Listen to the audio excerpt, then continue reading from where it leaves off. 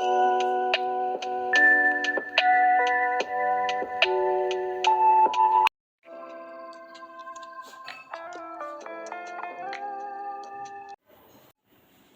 Students, good evening all of you. कैसे हो आप सब? आई होप आप अच्छे ही होंगे। तो लास्ट वीडियो में हमने देखा था, नरेशन चल रहा था, उसमें क्या देखा था, रूल नंबर 3 तक देखे थे और क्या चल रहे थे, स्पेशल रूल्स। तो आज हम क्या देखेंगे, स्पेशल रूल्स में रूल नंबर 4। तो सबसे पहले हम टॉपिक का नाम डाल लेते हैं, और टॉपिक का नाम तो नरेशन ही है, और उसमें हम क्या देख रहे थे, स्पेशल रूल्स। रूल नंबर 3 तक देख लिए थे, आज देखेंगे रूल नंबर 4। तो सबसे पहले हम क्या करेंगे, रूल नंबर 4 को नोट कर लेंगे, उसके बाद आपको समझा देंगे, क्योंकि थोड़ा बहुत लिखना भी आवश्यक होता है। तो शर्त लगाने वाला, रूल नंबर 4 में क्या है, कंडीशनल सेंटेंस। कंडीशनल को क्या कहते हैं, शर्त लगाने वाले, जिसमें शर्त दे रखी हो, शर्त बताने वाले।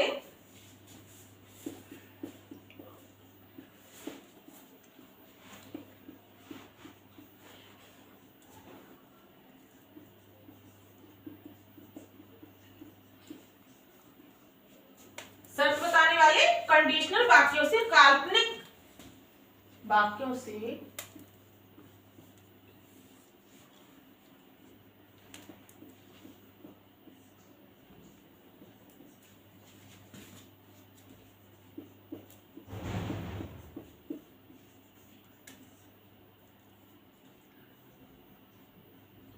से काल्पनिक अथवा अवास्तविक स्थिति का बोध होता है। काल्पनिक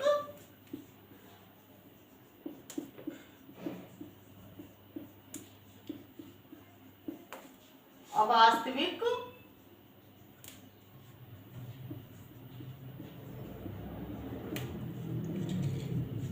स्थिति का बोध होता है।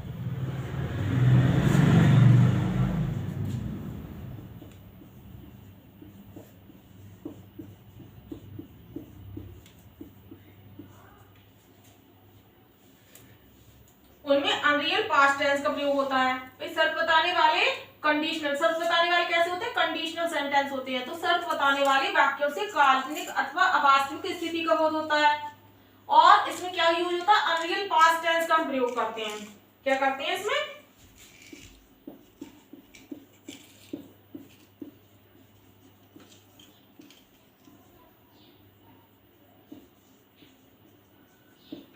पास्ट टेंस का प्रयोग होता है।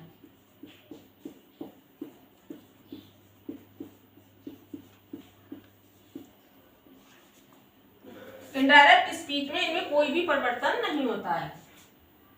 जब भी कंडीशनल सेंटेंस दे रखे होते हैं, उसमें क्या होता है, कंडीशनल, ऐसी कंडीशनल जिसमें काल्पनिक अथवा अवास्तविक स्थिति का बोध हो, तो क्या करेंगे, इनडायरेक्ट स्पीच में फिर कोई भी परिवर्तन नहीं होता है।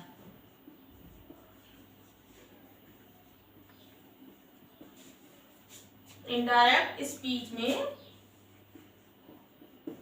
इनमें कोई परिवर्तन नहीं होता है।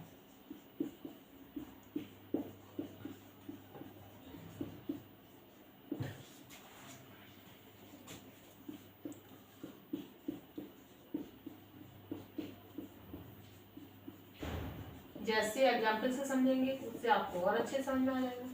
एक बार रूल नंबर 4 को फिर से समझ लीजिए कि शर्त बताने वाले, मतलब शर्त बताने वाले कैसे सेंटेंस होते हैं, कंडीशनल सेंटेंस। उनमें क्या होता है, अनरियल पास्ट टेंस का हम प्रयोग करते हैं, और अवास्तविक या फिर काल्पनिक स्थिति का बोध होता है। या तो काल्पनिक बात का पता चलेगा या अवास्तविक स्थिति का बोध होगा। तो उनमें हम क्या करते हैं, जब भी इनकी हम क्या करते हैं, इनडायरेक्ट स्पीच में जब उनको चेंज करते हैं, तो उनमें कोई भी परिवर्तन नहीं करते हैं। चलिए एक एग्जाम्पल लेते हैं इसी का। तो हमने एक एग्जाम्पल लिया, सरला set,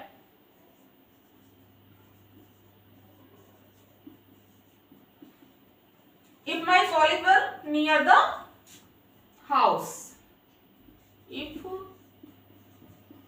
my college were near the house, single comma लगाए, I would always be in time.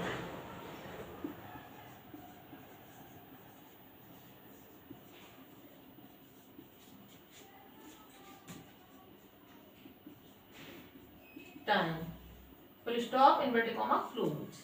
तो सेंटेंस क्या दे रखा? Sarla said if my college were near the house, यदि मेरा कॉलेज घर के पास होता। ये क्या काल्पनिक बात ही तो है कि घर के पास तो नहीं है, वो केवल कह रही है कि यदि मेरा कॉलेज क्या होता, मेरे मकान के पास होता, या मेरे मकान, इफ माय कॉलेज, यदि मेरा कॉलेज किसके पास होता? मकान के पास होता, तो आई would always be in time, तो मैं हमेशा समय पर रहती। तो इसको जब हम इनडायरेक्ट स्पीच में चेंज करेंगे तो कोई भी परिवर्तन नहीं करेंगे, इसमें कोई परिवर्तन करने की आवश्यकता नहीं है। तो इसको हम चेंज करके देख रहे हैं। सरला सेड, कंजंक्शन दैट का यूज आएगा क्योंकि सेंटेंस कैसा है? असर्टिव है। इफ हर कॉलेज, माई को किस में चेंज करेंगे? हर में भी, पर्सन में तो चेंज कर सकते हैं लेकिन टेंस में चेंज करने की कोई भी आवश्यकता नहीं है। सरला सेड दैट इफ, माई को किस में चेंज कर लिया? सरला के अकॉर्डिंग। माई क्या है? फर्स्ट पर्सन को किसके अकॉर्डिंग चेंज करते हैं? सब्जेक्ट सरला है, लड़की है, तो हमने क्या किया? माई का हर में चेंज कर दिया। तो if her college were near the house, tense में कोई भी परिवर्तन नहीं करेंगे। सिंगल कॉमा, आई को सरला के अकॉर्डिंग सी हो जाएगा, she would always be in time. इस तरह से किसमें चेंज हो गया? इनडायरेक्ट स्पीच में। डायरेक्ट स्पीच से किसमें चेंज कर दिया हमने? इनडायरेक्ट स्पीच में। और ये जो दे रखा था वो किसमें था? डायरेक्ट स्पीच में। एक बार पढ़ के फिर से देख लीजिए। Sarla said if my college were near the house I would always be in time. जब चेंज किया हमने इसको तो क्या किया? Sarla said that if her college were near the house, और सिंगल कॉमा लगा दिया, she would always be in time. तो इसमें क्या किया हमने? कोई भी परिवर्तन नहीं किया। अगर कहीं पे हैड बीन लगा दिया जाए वर्ब की जगह तो वुड तो वैसे भी चेंज नहीं होता है, और वर्ब की जगह अगर हैड बीन लगा दिया जाए तब भी कोई रॉन्ग नहीं है। लेकिन अगर आप चेंज नहीं करोगे तो बिल्कुल ठीक रहेगा, इसमें चेंज करने की कोई भी आवश्यकता नहीं है, क्योंकि अवास्तविक स्थिति का बोध होता है किससे? कंडीशनल सेंटेंसेस से। और क्या होता है इसमें? अनरियल पास्ट टेंस का प्रयोग होता है। तो हम क्या करते हैं? इनडायरेक्ट स्पीच में जब भी हम ऐसे सेंटेंस की, कंडीशनल सेंटेंस की, ऐसे कंडीशनल सेंटेंस को जब इनडायरेक्ट स्पीच में चेंज करते हैं तो क्या करते हैं? उसमें कोई भी परिवर्तन नहीं करते हैं। किसके? टेंस में कोई भी परिवर्तन नहीं करते हैं। चलिए तो नेक्स्ट रूल देखते हैं, रूल नंबर 5।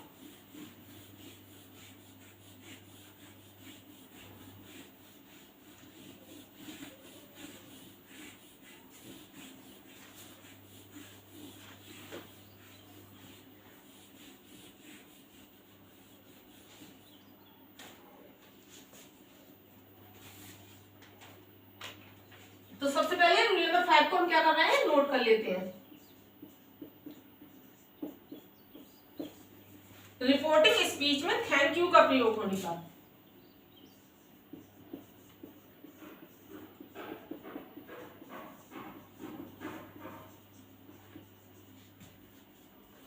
स्पीच में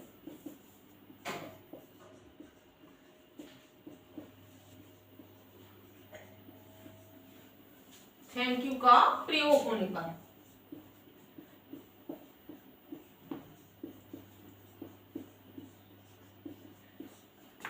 रिपोर्टिंग स्पीच में थैंक यू का प्रयोग होने पर इनडायरेक्ट स्पीच में रिपोर्टिंग नहीं आएगा, यहां आएगा रिपोर्टेड, क्योंकि रिपोर्टेड स्पीच होती है, रिपोर्टिंग तो वर्ब होती है। रिपोर्टेड स्पीच में थैंक यू का प्रयोग होने पर हम क्या करेंगे? जब भी इनडायरेक्ट स्पीच में चेंज करेंगे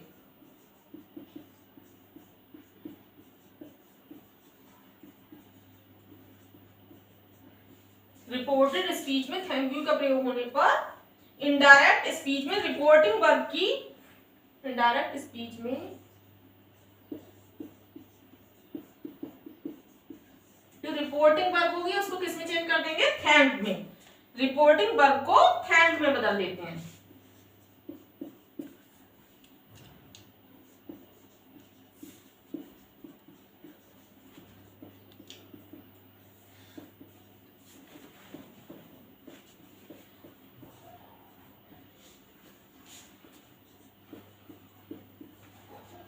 थैंक में बदल देते हैं। इसी तरह मतलब और भी आते हैं, जैसे हॉप है, फील है, लिख लीजिए। इसी तरह है रिपोर्टेड स्पीच में प्रयुक्त।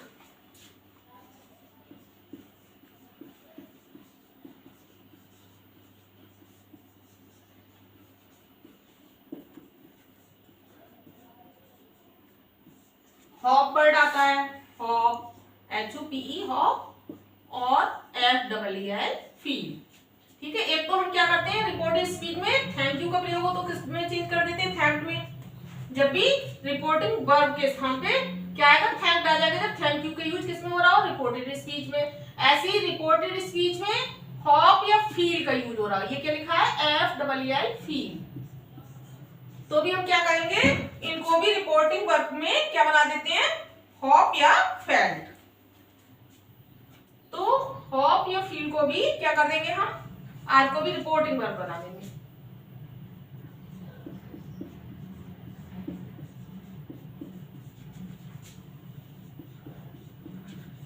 रिपोर्टिंग वर्ब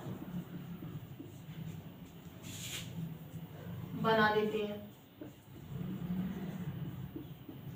ठीक है, एक बार रूल पढ़ के देख लीजिए, उसके बाद आपको एग्जाम्पल से समझाएंगे, एग्जाम्पल से आपको सही से समझ में आ जाएगा कि रिपोर्टेड स्पीच में, मतलब डायरेक्ट स्पीच हो और उसकी रिपोर्टेड स्पीच में क्या दे रखा हो, थैंक यू वर्ड दे रखा हो, तो थैंक यू को जब भी हम इनडायरेक्ट स्पीच में चेंज करेंगे तो क्या करेंगे, थैंक यू का इनडायरेक्ट स्पीच में रिपोर्टिंग वर्ब की जगह लिखेंगे और क्या लिख देंगे, थैंक। ऐसे ही रिपोर्टिंग वर्ब में, सॉरी रिपोर्टेड स्पीच में क्या दे रखा हो, हॉप या फील, तो इनको भी हम क्या करते हैं, इनडायरेक्ट स्पीच में चेंज करते हैं, तो इनको भी हम क्या कर देते हैं, रिपोर्टिंग वर्ब बना देते हैं।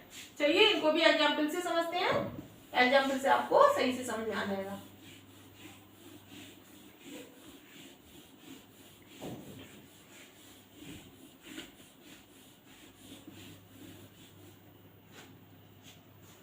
फर्स्ट एग्जाम्पल हमने लिया था, the servant said to the master.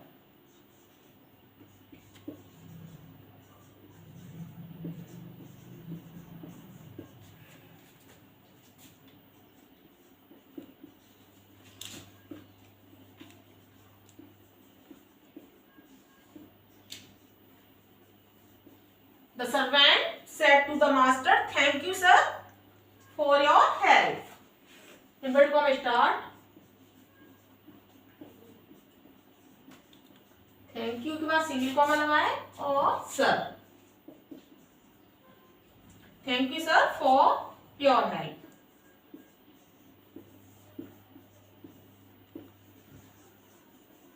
Full stop. Inverted comma close. ये क्या है, डायरेक्ट स्पीच है। एक बार पढ़ के देख सकते हो आप, the servant said to the master, उसके बाद इनवर्टेड कॉमा स्टार्ट है, थैंक यू के बाद single comma, sir for your help, thank you sir for your help. Indirect speech में चेंज करते हैं, द सर्वेंट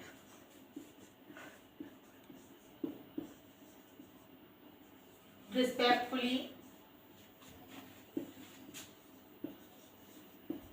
थैंक यू को क्या कर दिया हमने, थैंक यू को थैंक में बदल दिया, रिपोर्टिंग वर्ब बना दिया, थैंक्ड द मास्टर। ठीक है, thank the master for your help, तो फॉर योर सेकंड पर्सन है, किसके अकॉर्डिंग चेंज होगा, मास्टर के अकॉर्डिंग, तो क्या हो जाएगा, for his help. Full stop. इस तरह से किसमें चेंज हो गई, ये इनडायरेक्ट स्पीच में। एक बार पढ़ के देख लीजिए, the servant said to the master, thank you sir for your help, और जब हमने इसको चेंज किया तो क्या हो गया, the servant respectfully thanked the master for his help, respectfully thank the master for his help. अब यहाँ पे रिस्पेक्टफुली को हमने क्यों बदला, सर को जो बदला वो रिस्पेक्टफुली में बदल दिया, क्योंकि जब भी डायरेक्ट स्पीच में सर का यूज हो रहा हो या मैडम का यूज हो रहा हो तो हम क्या करेंगे, उसको हटा देंगे सर या मैडम को, और क्या किसका यूज कर देंगे, रिस्पेक्टफुली का, द सर्वेंट रिस्पेक्टफुली, और थैंक यू को तो हमको चेंज करना ही था रिपोर्टिंग वर्ब में, तो वो कर दिया, ऑब्जेक्ट के स्थान पे ऑब्जेक्ट आ गया, और फॉर से जोड़ दिया, फॉर योर को चेंज कर दिया, फॉर हिज हेल्प। चलिए तो सेकेंड नंबर पे एक सेंटेंस लेते हैं, Aman said,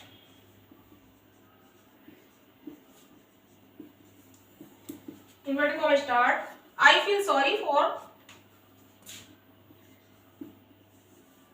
I feel sorry for, ठीक है। Aman said I feel sorry for what I have said,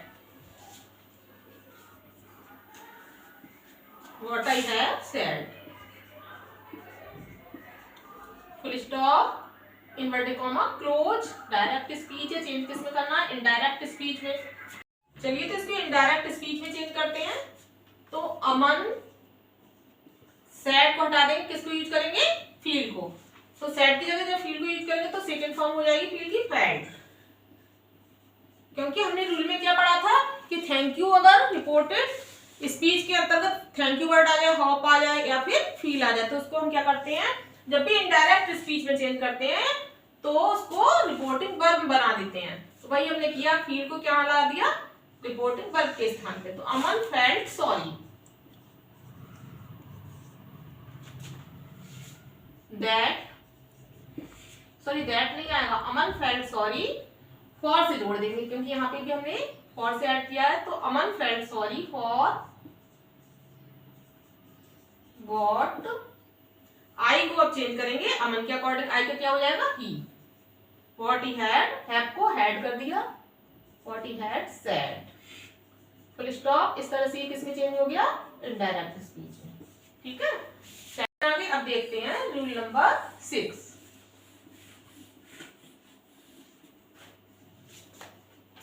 तो चलिए रूल नंबर 6 को भी पहले नोट कर लेते हैं।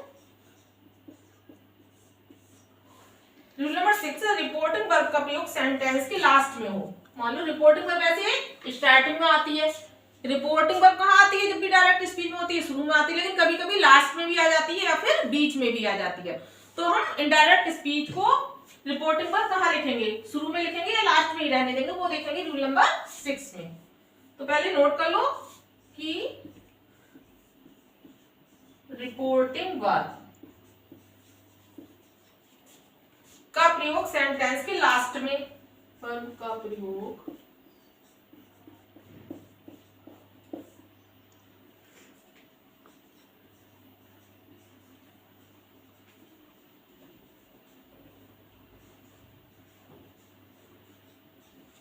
सेंटेंस के लास्ट में और बीच में हो, लास्ट में हो या बीच में हो, एक ही जगह होगा, चाहे लास्ट में हो रिपोर्टिंग वर्ब का, चाहे बीच में हो।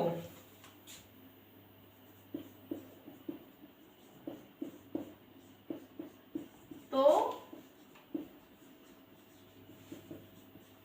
इनडायरेक्ट स्पीच, इनडायरेक्ट स्पीच में तो उसे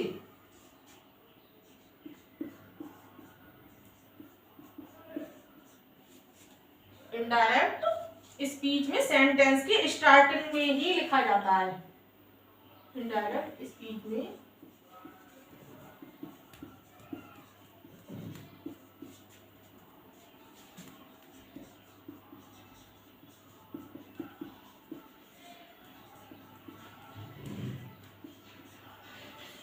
स्टार्टिंग में ही लिखा जाता है। एग्जाम्पल से समझेंगे। तो रूल नंबर 6 में क्या है? रूल नंबर 6 में है यदि रिपोर्टिंग वर्ब सेंटेंस के कहा जाए लास्ट में हो या फिर बीच में हो तो उसे इनडायरेक्ट स्पीच में सेंटेंस के स्टार्टिंग में ही हम लिखते हैं। रिपोर्टिंग वर्ब होती है चाहे तो शुरू में आ जाए, चाहे लास्ट में, चाहे बीच में। जब भी हम इनडायरेक्ट स्पीच में चेंज करेंगे तो उसको स्टार्टिंग में ही लिखेंगे। तो इसको भी हम एग्जाम्पल से समझ लेते हैं, उससे आपको सही से समझ में आ जाएगा। तो हमने एक एग्जाम्पल लिया, पहले सबसे पहले हम क्या लिखेंगे? रिपोर्टेड स्पीच को, he has gone to the office.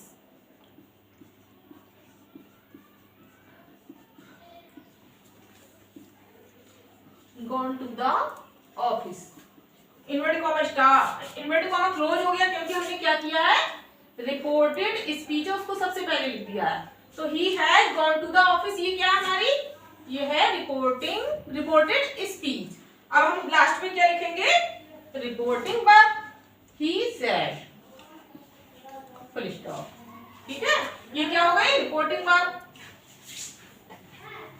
तो रिपोर्टिंग वर्ब को तो हमने लास्ट में लिखा और रिपोर्टेड स्पीच को स्टार्टिंग में।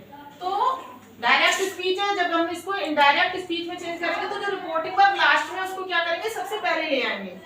तो क्या हो जाएगा, he said, तो लास्ट में लगा वो he said सबसे पहले आ जाएगा। कंजंक्शन दैट का यूज करेंगे। he को तो चेंज नहीं करते क्योंकि थर्ड पर्सन है, तो क्या हो जाएगा, हैज को हैड में चेंज कर देंगे क्योंकि प्रेजेंट परफेक्ट को किस में चेंज करते हैं, पास्ट परफेक्ट में। तो he had gone to the office. ठीक है, इस तरह से ये इनडायरेक्ट स्पीच में चेंज हो गया। केवल इसमें कुछ नहीं किया, जो भी रिपोर्टिंग वर्ब थी बाद में उसको हमने स्टार्टिंग में लिख दिया he said that, बाकी जैसा चेंज कर दे वैसा ही किया है। he said that, he ये तो जानते ही हो कि प्रेजेंट परफेक्ट को किसमें चेंज करते हैं, पास्ट परफेक्ट में। तो हैड कर दिया, हैज के क्या कर दिया, had. he said that he had gone to the office। चलिए तो नेक्स्ट सेंटेंस देख लेते हैं, एक दो और देख लें जिससे आपको और स्पष्ट हो जाए कि रिपोर्टिंग वर्ब नॉर्मल बीच में आ जाए, तब क्या करेंगे।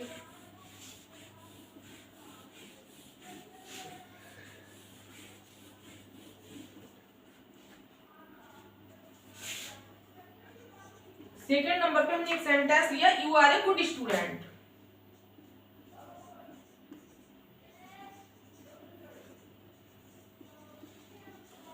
You are a good student.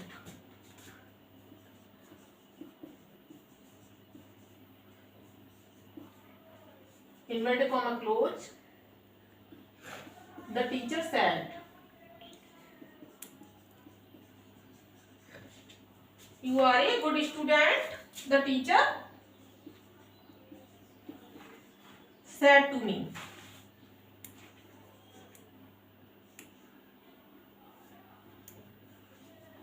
because you have won the first prize। because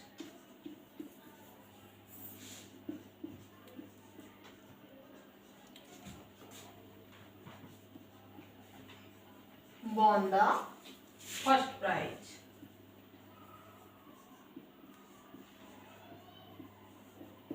full stop, because you have won the first prize। ठीक है, सेंटेंस क्या है, you are a good student.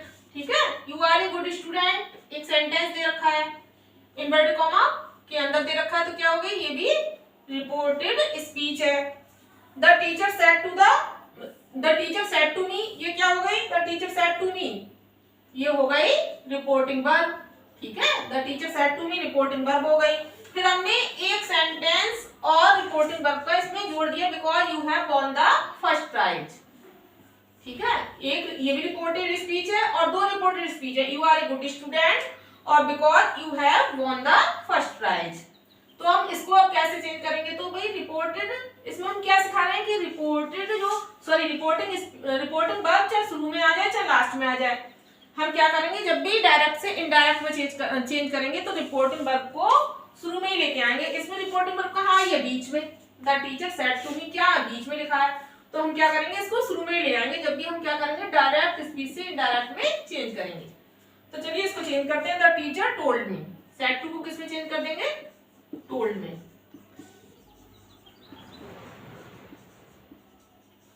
The teacher told me that I was a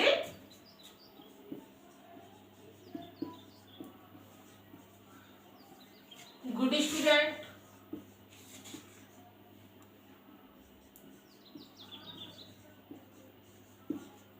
because I had won the first prize।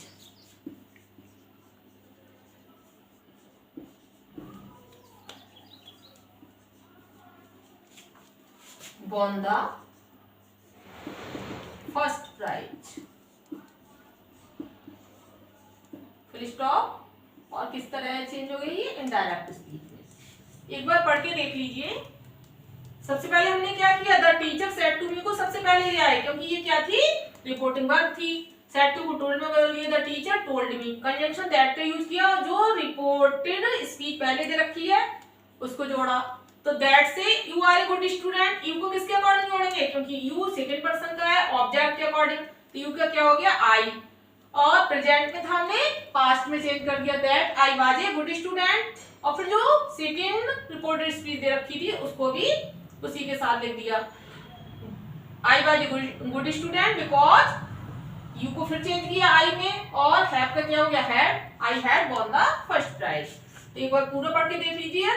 The teacher told me that I was a good student because I had won the first prize. तो इसको change करना आप सीख गए। चलिए एक sentence और ले लीजिए जिससे आपको और क्लियर हो जाए।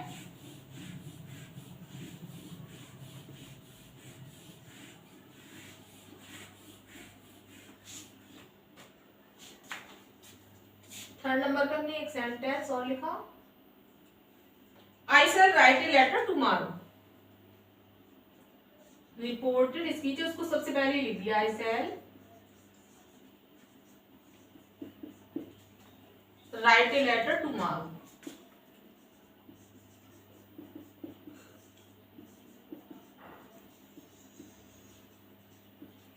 Full stop, inverted comma close. अब जो रिपोर्टिंग वर्ब है उसको बाद में लिखिए, सैड बिकॉज,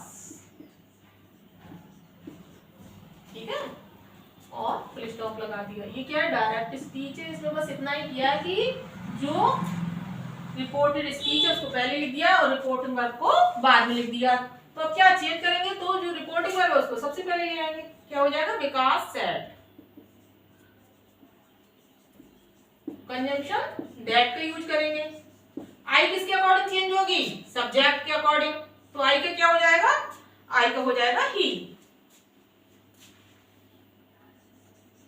सैड को वुड में चेंज कर देते हैं, और वैसे भी ही के साथ वुड का प्रयोग होगा, because said that he would, क्योंकि ही के साथ बिल का ही आता तो बिल को बिट में करेंगे।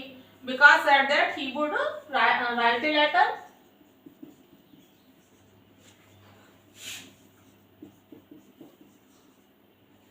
टुमारो का क्या कर दोगे, टुमारो का द नेक्स्ट डे।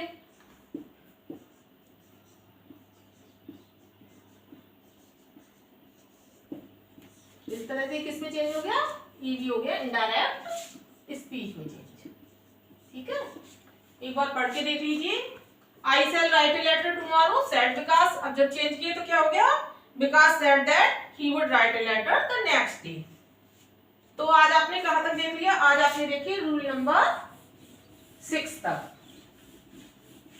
तो चलिए कुछ आपको सेंटेंसेस देते हैं जो आप करके लाने हैं। किसमें चेंज करने हैं, इनडायरेक्ट स्पीच में।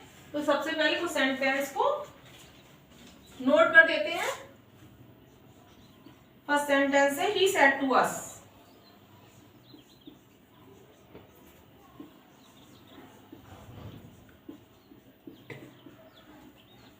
If I were here,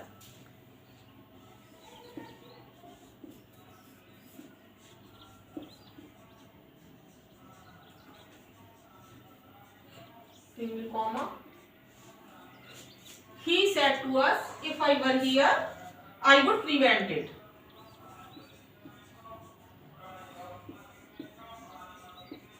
Prevent। Second number पे हमने लिया, they did not treat me fairly। they did not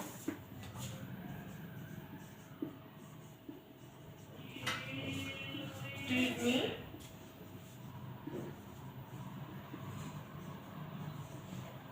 fairly। ये क्या है, रिपोर्टिंग वर्ब है स्टार्टिंग में, तो क्या करेंगे हम इसको इन्वर्टेड कॉमा में क्लोज कर देंगे। they did not treat me fairly, he said।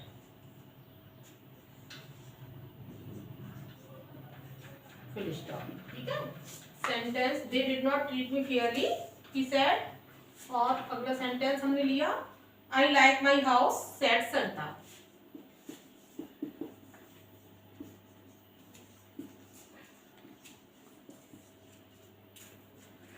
Inverted comma close, full stop, said Sarita।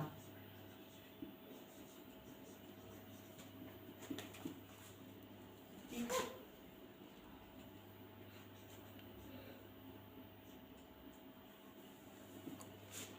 एक लास्ट और लिख लीजिए, he says the child is crying।